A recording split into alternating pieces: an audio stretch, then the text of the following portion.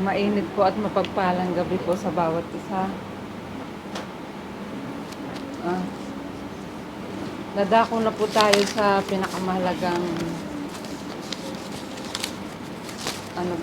ginagawa po natin about giving, sa pagbibigay po.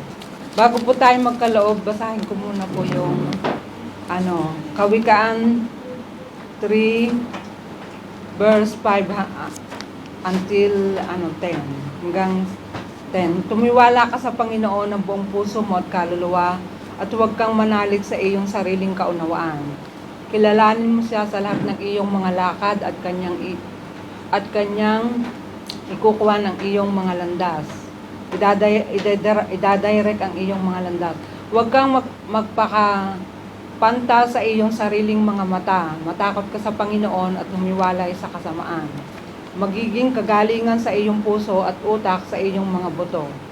Parangalan mo ang Panginoon, bahagi ng kayamanan, pinakamainam na ani mo sa iyo ay ibibigay. Sa gayon, kamalig mo ay lagi nang aapaw, sisidlan ng inumin ay hindi nga matutuyuan. Tunay nga po na napakabuti po ng Diyos kasi lahat naman po tayo ay nagkakalob sa Panginoon. Siguro po ay ito rin po yung naging daan po para maunawaan po natin yung kanyang salita sa pamamagitan po ng pagbibigay. Nga po, tayo ay nagtiwala sa Panginoon ng buong puso at kaluluwa. Kasi kung sa sarili po nating kaunawaan, sabi po ng Panginoon, ang salita po niya talaga ay hindi natin mauunawaan. At kung sa sarili din nating kaunawaan, hindi po natin ma-acknowledge yung kung anong po meron tayo, hindi po tayo makakapagbigay.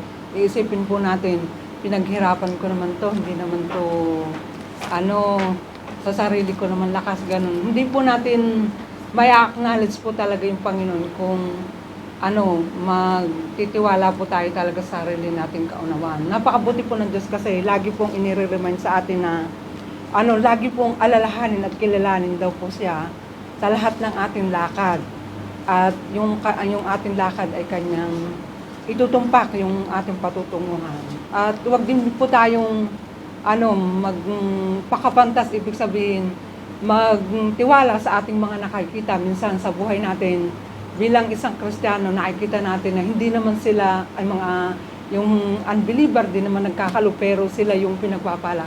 Hindi po, ang sabi po ng Panginoon, ay tayo daw ay huwag manalig sa ating mga nakikita or na sa sarili nating kaunawan kasi hindi po talaga natin mauunawaan kung sa sarili talaga. Pero yung kaunawaan ng Diyos, yung pagpapaunawa natin, doon po natin talaga maintindihan. Kasi ang Diyos po yung nagsalita na lahat po na ng meron tayo ay nanggagaling sa Kanya. At hindi po tayo mahihirapan talaga kung uunawain natin talaga yung salita ng Diyos, uunahin, mamahalin siya. Kasi ang hirap talaga kung sa sarili nating kaunawaan, kung magbibigay tayo, hindi po talaga natin magagawa yun. Pero yung uunawain natin yung salita ng Panginoon, hindi po mahirap ang mga bagay na yan. Kasi tayo po nung una, hindi rin po natin yung maunawaan. Pero pinaunawa po talaga sa atin ng Panginoon. At doon naranasan natin talaga yung kagandahang loob na paano po tayo natutong magbigay sa Panginoon. Hindi po tayo nahirapan. Totoo po yan, nakikita po natin. Hanggang sa ngayon, yung mga kapatid natin na nag-encourage natin sa pamamagitan ng salita ng Panginoon, hanggang sa ngayon, nagbibigay po sila. Kasi naunawaan nila at nalaman nila yung kagandahang loob, yung pagmamahal ng Panginoon. Kaya hindi po sila nahirapan at sa panahong iyon ay nagpapatuloy pa rin.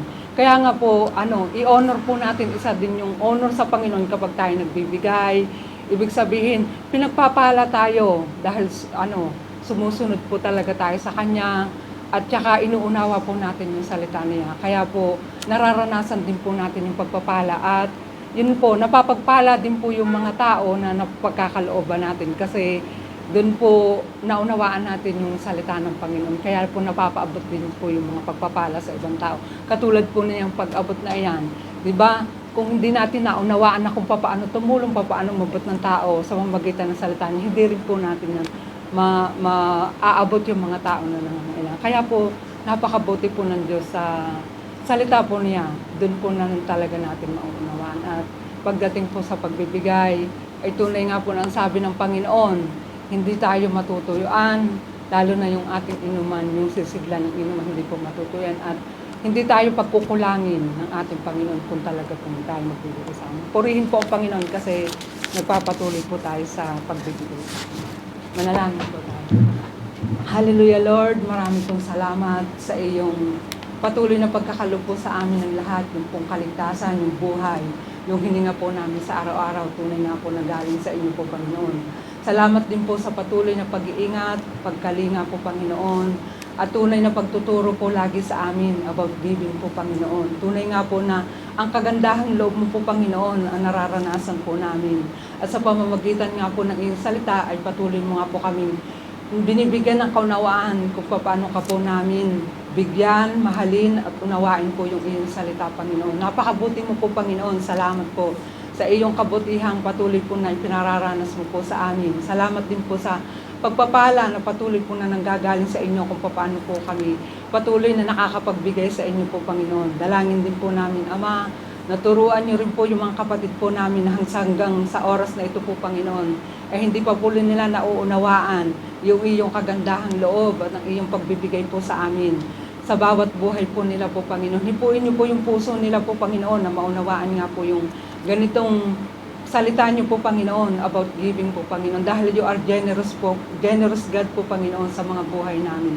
At alam din po namin Ama na mararanasan din po nila yung pagpapala po na nagmumula sa inyo kung susunod nga po sila, kung uunawain po yung naisin niyo po sa kanilang buhay po Panginoon. Dalangin din po namin Ama yung mga kaloob na matatanggap po Panginoon ay tunay nga pong kayo ang mag-multiply po Panginoon at tunay na maging kasapatan sa lahat ng pangangailangan niyo dito sa panambahan po Panginoon. At dalangin din po namin Ama sa lahat po ng pinanggalingan na nito po Panginoon ay tunay na pagpalain mo din po sila.